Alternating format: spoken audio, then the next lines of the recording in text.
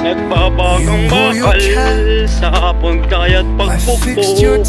May dalawang bodyguard na kala mo'y nag-aamo. Kung saan sila'y patungo ron sa paghanap ay at ang gagawin nila ay puro pagpukpok lamang.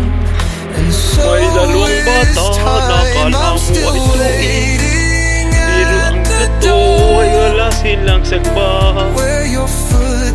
Babagang bakal sa pandayan ng pukpok. Doon makikita ang taong masisinop. Mga bodyguard na dalawang